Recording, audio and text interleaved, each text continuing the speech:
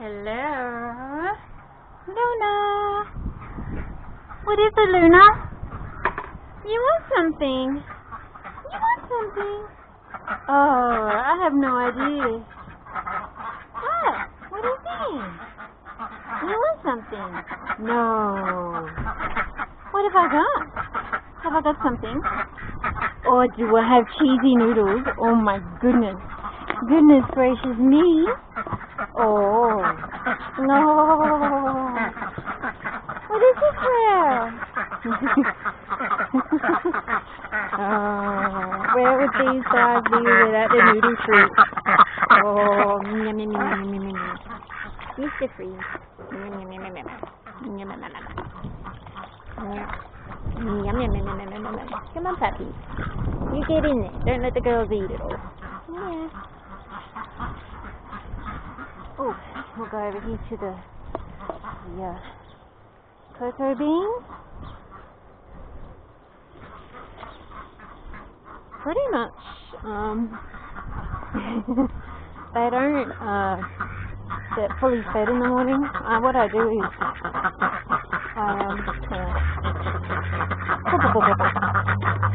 in the morning when they get out of bed, the first thing they do is they go straight into the bath.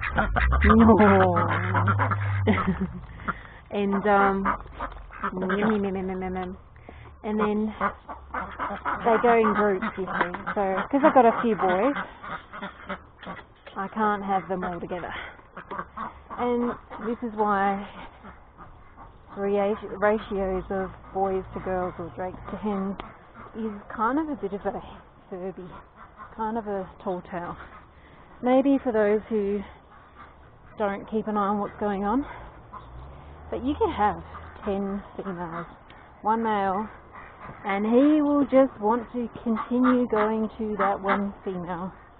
And he'll completely ignore all the other girls. And then that one female, of course, will be overburdened by being the favourite. And, you know, hello, sweetie. Hang on, sweetheart.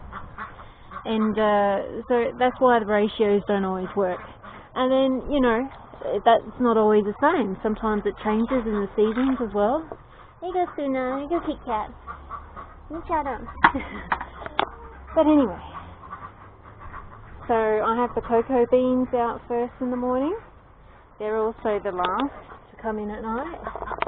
And I do that deliberately because they are darker than all the others. First thing in the morning and last thing at night, I know they're not as easy to pick out by predators. Whereas the light ones, they blend better in the middle of the day. So there's a reason for madness. Oh, yum, yum, yum. Oh, blinky bum. Yum, yum, yum. So in the morning, they all get a bath. So we have the cocoa bean tribe, basically 4 different tribes.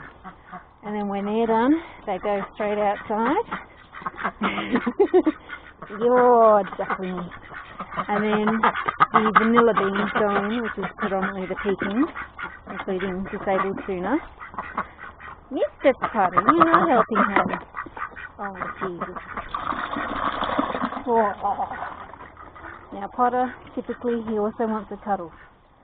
He's not happy with you just giving him food. He wants cuddles as well. Here you go, puppy. Yes, your centre of attention. Oh, I'm wearing the wrong pants. I've already been muddied a few times. You okay? Oh, my boys. My little brother's grim. Yeah. What is it? Oh, you're a raven, aren't you? Pretending to be a duck? Is why I call you Little Raven. Oh, yeah. Yes, you got something to say? Potter, look at you. Oh, you're such a big boy. Look at you. Papa. Oh, you got the head wobbles. You got the wobbles. Oh. He's so solid, despite his disabled leg. So anyway, the vanilla beans go into the tub, and the cocoa beans go out. site. And basically, first thing in the morning, I like to have a mud bit there for them. So they literally spend the first couple of hours every day foraging through the brush, the straw, bugs. I want them basically grazing on the grass and going for bugs first thing in the morning. So I'm not really fussed about feeding them first thing in the morning. That said, they literally have a tray of feed in their respective sleep boxes at night, and it stays there all night and in the morning. So they can nibble if they want to. And yeah, so then the vanilla beans are done. They are released out, but I have this gate closed, so they go straight, as you saw the previous vlog, into the second room there. That way I don't have them interacting with the cocoa beans who are out here still, because the two brothers will have a biff on and Fawn will be just all over his sister Freya, and you know, he loves her too much. She's only little. She ends up injured. It's not deliberate, it's just how it is. Yeah, talking about you, puppy. Yeah, and then the ducklings go into the bathtub next. Tribe 3. And the vanilla beans are out in that second run. The cocoa beans are out here. And then once well, actually, whilst the ducklings are in there, I get Suna out and I redo her leg strapping. Bop, bop, bop, bop, bop, bop. Oh, is this a special spot? Oh, kitty cat! Bop, bop, bop, bop, bop. I actually take out Suna and re-strap her leg out on my desktop in front of the computer. She likes a little bit of Asmere as I'm doing her leg, as you do. And then then I put her into the run with the other vanilla beans. At night she does stay with the vanilla beans, but I don't have her with them running around like this because it's just too much for her legs. She just can't keep up, and she ends up aggravating the slip tendon too much, or the intertarsal joint, and i.e. hock or ankle. So she's got a sub-slip and it's basically preventing it going forward. Look at Freak. Oh, I can't see you, Freak. Are you hiding? Oh, look at that. You disguised. I can't see you. Oh no. Where's Freak? He's like, I've got a man cave. Hiding behind the olive tree.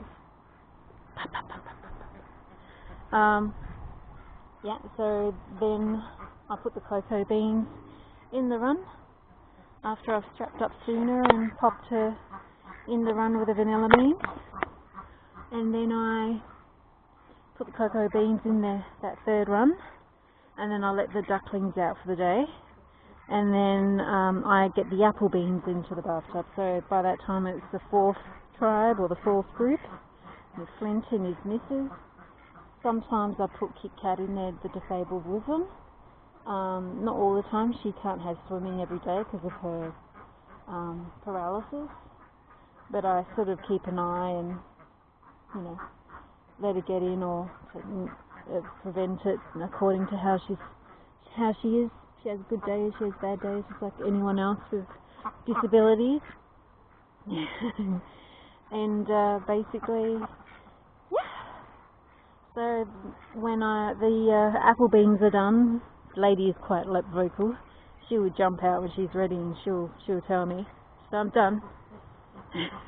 Human slave, come get me, or come release me. She's usually already making her way to the back door. And then I get Flint out, give him a hip rub. He actually does have arthritis in his hips because of his upbringing. The damage was already done by the time I got him. But he's so much better when I give his hips a good jostle and a rub with a towel over him. He loves that. Just, yeah, blisses out. Funny boy. Yeah, so they come out, they join the ducklings, and then after a bit, of foraging. They literally are foraging. So they don't really get fed for the first couple of hours. They all have a turn of, muzzling through and looking for bugs and going through the mud and dirt and all that sort of thing, nipping at the grass and plants. So they're eating what they would be eating if they were wild species and out in the wild. And then around now, which is after lunchtime, I come back out. I let the vanilla beans out because they haven't been out here yet. Everyone else has had a turn but them. And I put the ducklings in the run where the vanilla beans are. The apples, I put them in their own run. Just again, boys. Got one boy here and they got the brothers. They're okay out here together. Put them in a smaller space, maybe not. But this is why I do need to make another run. Just change the setup. So at any given time, they can all be enclosed. At the moment, I'm having to do extra work and circulate things. And yeah, but it is what it is.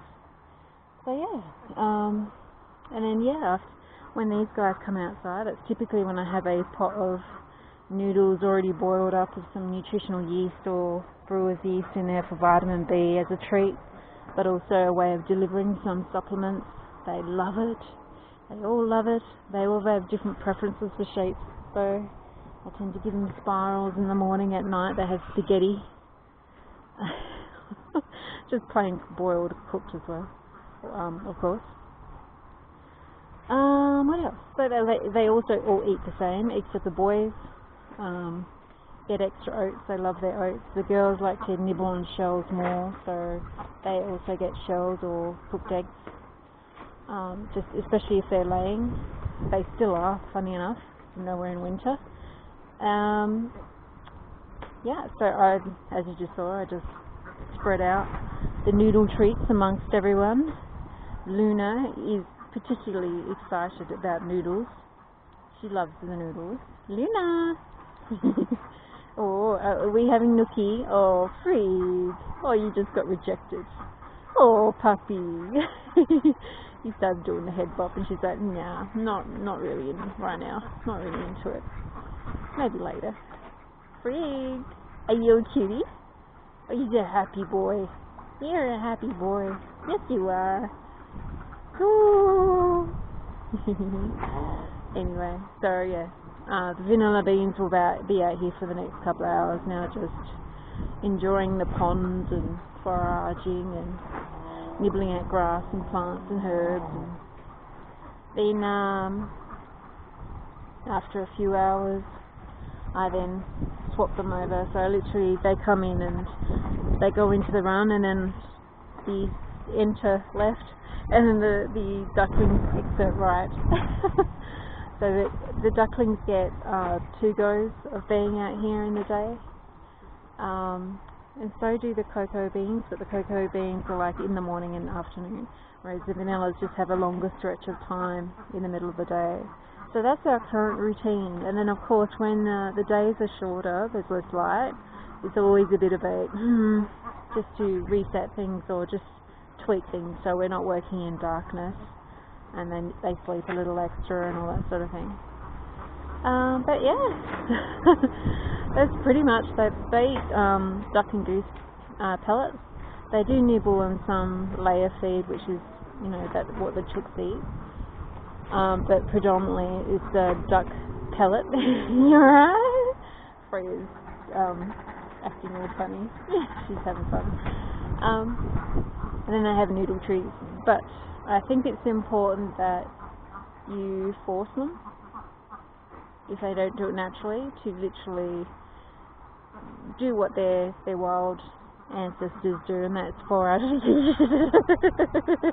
She's playing. Oh, Freya, the battery's gonna cut out on us. Sorry, guys. My birds are quite big compared to the average domestic species duck in how I bring them up. But funny enough, they don't, even though they eat quite a bit, they go through stretches of the day where they're pretty much doing what the wild species would be doing, and that's foraging. And so they kind of have like a mini fast every every day, and they're kind of forced to try and wild it. Hey puppy. But anyway, I'm going to leave these kids to play around. I've got to get back to work. So yeah, I work from home and pretty much have to, especially to manage my waterfowl properly, you know. So yeah, I can't. It'd be pretty hard if you went to like a 9 to 5 and you just had all these critters in a run. You fed them, had them in a run or pen, and then come back in the evening and. Because they all have such different personalities, in different breeds, and then boys in the mix, and ooh, you know, you'd end up having to react more than maintain to situations that arise. Freya, oh look at you, you're all puffy, my little ginger biscuit. Oh, here we go, Freya. Freya. Diggity-dee-dee. Are you a kitty? Freya. Anyway, that's it from me. My battery's now flashing. Freya's having a very good time. You having a good time? You. Oh, lady. Woo-woo.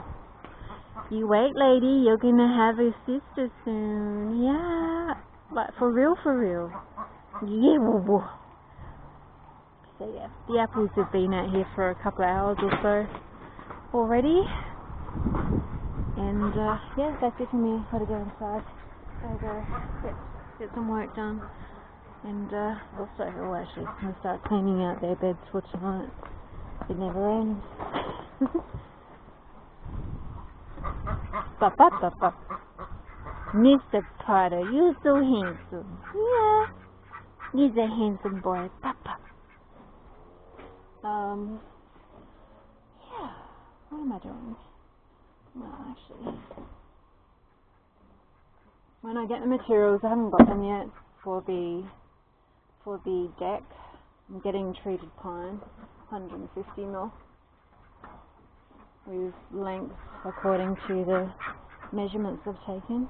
I'm then going to repurpose all this scrap wood and do the flooring of that outhouse with it, to keep the straw dry. And the thing is, I don't like using, some people put their straw on crates and stuff, but I don't like doing that because you end up with freaking rodents thinking, oh my god, I'm living in a mansion. They live in the crates because they're nice and warm with the straw above them and they can have a nibble. So no, I don't want any of that shit. Straws for my puppies, and I don't want exposure to any diseases unnecessarily, or pests that will make life bad for my babies, and a pain in the ass for me. I've got enough on my plate. So yeah, I then have to clean out their beds every morning. This is where they sleep. My aquarium, and this is where I should be stretching, and I will be stretching and doing my physical this afternoon. But yeah, that's duck life, and that's what they eat. They wild it, free range, bugs, slugs, grass and plants and nibbles. Then they have a treat later in the afternoon, and in their runs respectively, they've all got pellets in their duck and goose finishing pellets with a small handful of chook feed, which is predominantly wheatgrass or wheat germ, with some corn in there and sunflower seeds.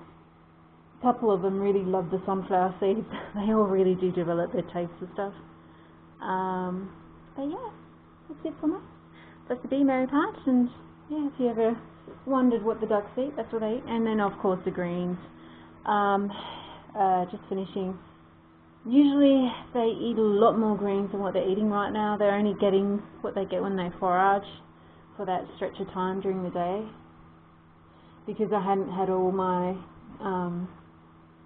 seedlings established or anything. I've just had a really tough time last year and being able to grow anything, just time-wise, and yeah, I've got back on top of it again, so we'll be having more green ruffish soon. Anyway, that's decent. Very pat. Nina Nook. You're my poor bubble fish. Yeah.